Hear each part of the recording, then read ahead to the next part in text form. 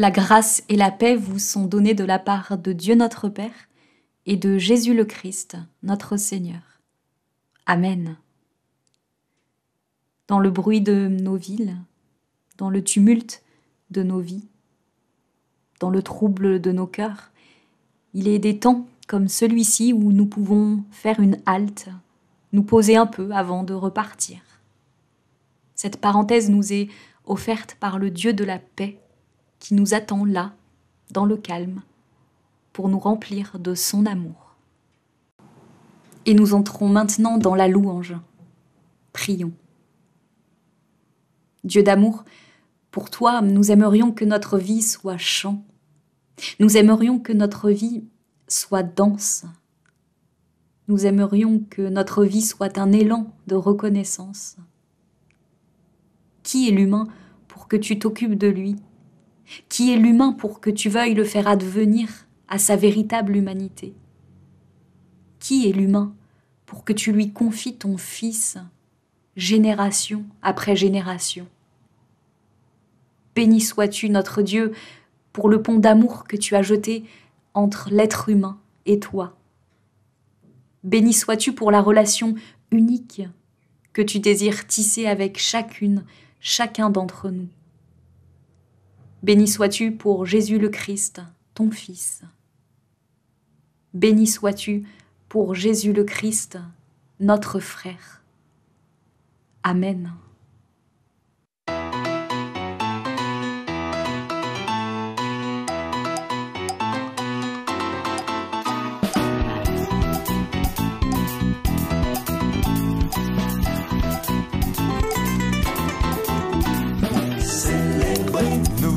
Célébrer, nous venons pour louer, adorer Dieu notre Père. Célébrer, nous venons célébrer, nous venons pour louer, adorer.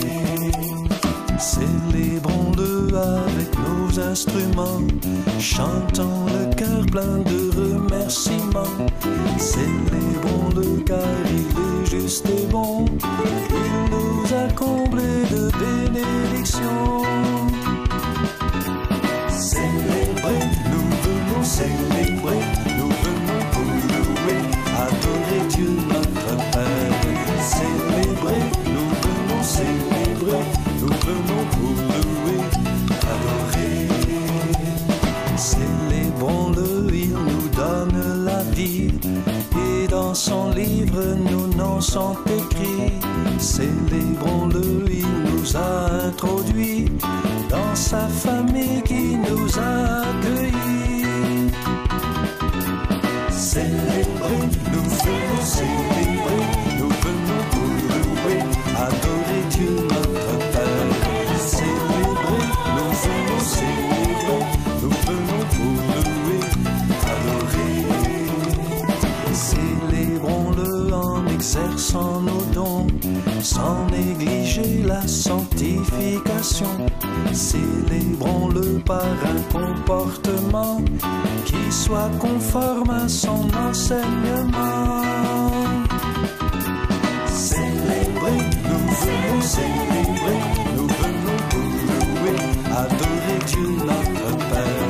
Célébrer, nous venons célébrer, nous venons pour louer, adorer. Célébrer, nous venons célébrer, nous venons pour louer, adorer Dieu notre Père. Célébrer, nous venons célébrer, nous venons pour louer, adorer.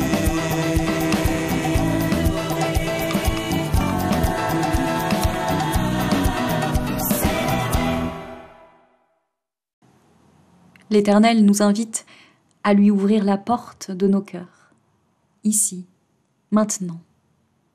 Nous prions. Il est vrai que cette semaine, nous avons tellement souvent dû le fermer, ce cœur. Nous ne savons pas trop s'il vit encore. Oh, bien sûr, il bat, mais est-ce qu'il vit? Ne s'est-il pas un peu transformé en cœur de pierre? Il s'est endurci pour ne pas être détruit par toutes ces paroles lancées contre lui. Et là, maintenant, nous avons besoin d'une parole de toi, d'une parole de vie. Nous sommes bien obligés de reconnaître que notre cœur n'est pas resté sans se défendre. Des pensées méchantes sont nées en lui. Elles sont peut-être devenues des paroles et même des gestes blessants, avilissants ou mortels. Alors notre Dieu, nous t'en prions, change nos cœurs de pierre en cœurs de chair. Amen. Éternel, tu as les paroles qui font vivre et tu nous offres ton pardon. Nous sommes l'argile, tu es le potier. Merci de faire ton œuvre en nous. Merci de changer nos cœurs. Merci pour la douceur de ta main. Merci pour ton regard qui voit dans une masse de terre une œuvre d'art. Ainsi pardonné par toi, notre Dieu d'amour, nous voulons te chanter notre reconnaissance.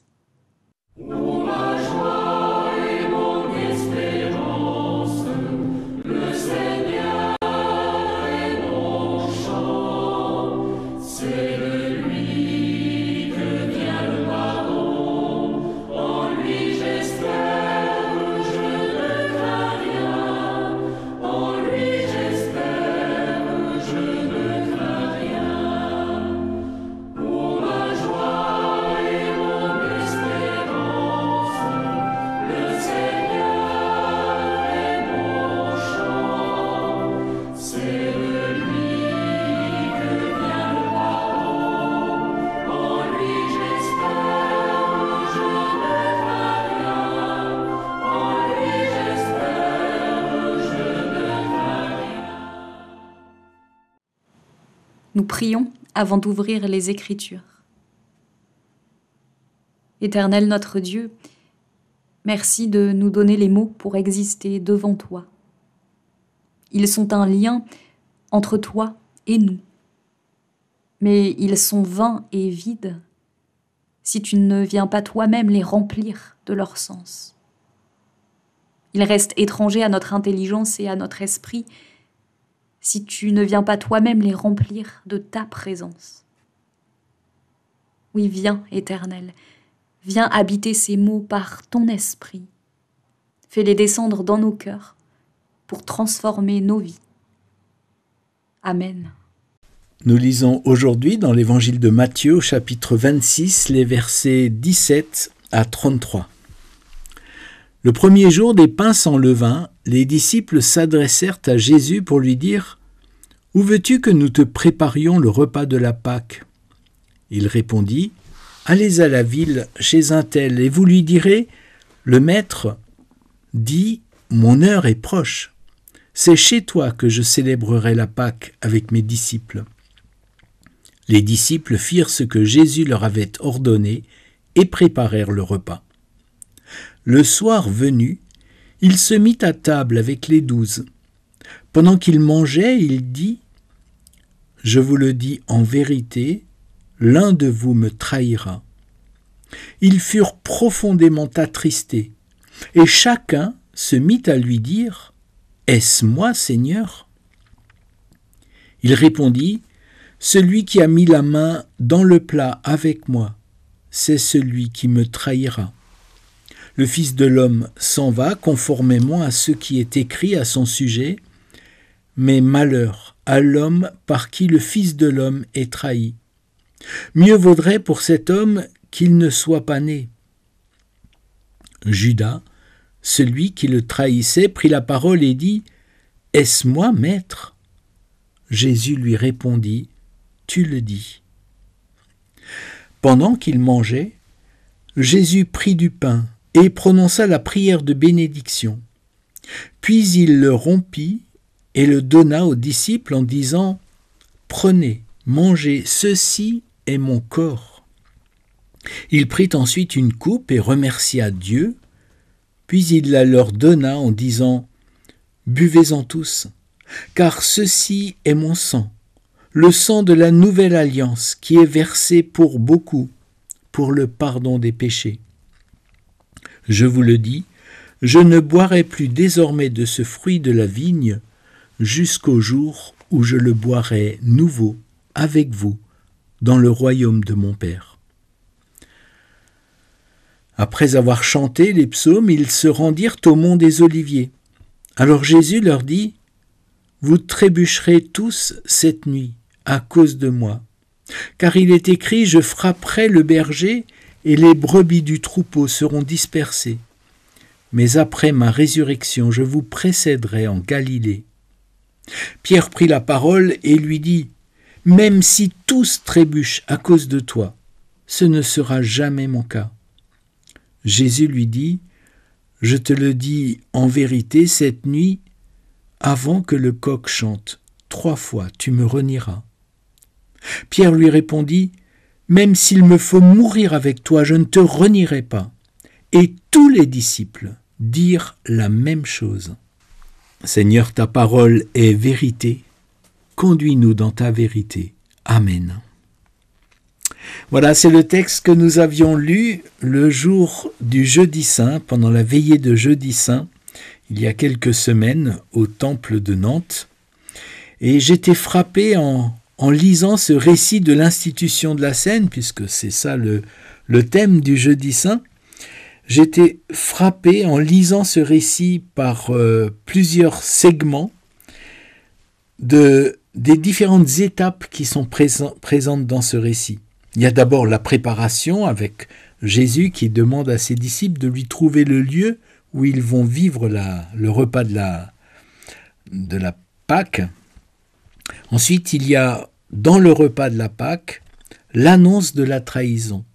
Et là, tous demandent « Est-ce que c'est moi qui te trahirai, Seigneur ?» Vient ensuite la révélation de la trahison par Judas. Ensuite, l'institution de la scène. Et enfin, tout le monde part au mont des Oliviers. Et là, Jésus va annoncer le reniement des disciples. Et là encore, tous, Pierre en tête, disent « Ah non, moi je ne te renierai pas, même si je devais mourir. »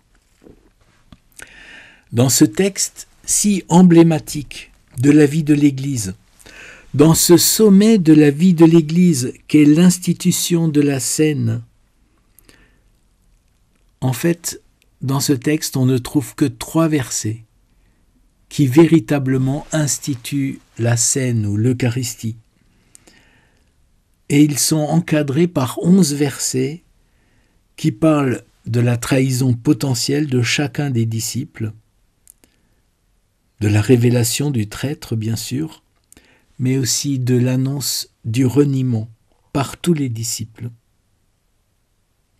Et notez bien que Judas va communier à ce premier repas avec Jésus, comme tous les disciples qui vont le renier vont aussi communier à ce premier repas.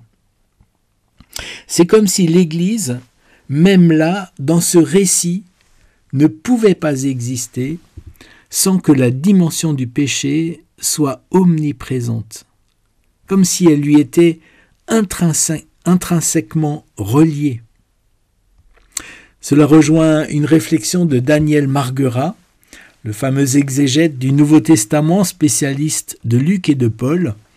Dans son commentaire des Actes des Apôtres, il pose la question, mais où est-ce que le terme d'église, ecclésia, apparaît pour la première fois dans les Actes des Apôtres?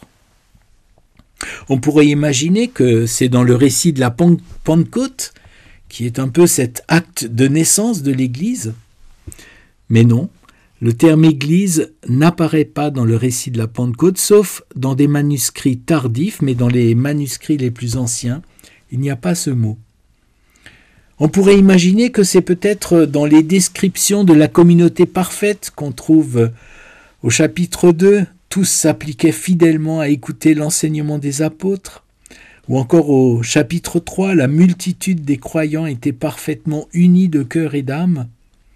Mais là encore, il n'y a pas le mot « église ». On parle de groupe de croyants, de multitude des croyants. Le mot « église » n'apparaît véritablement qu'au chapitre 5, en conclusion de l'épisode d'Ananias et de Saphira.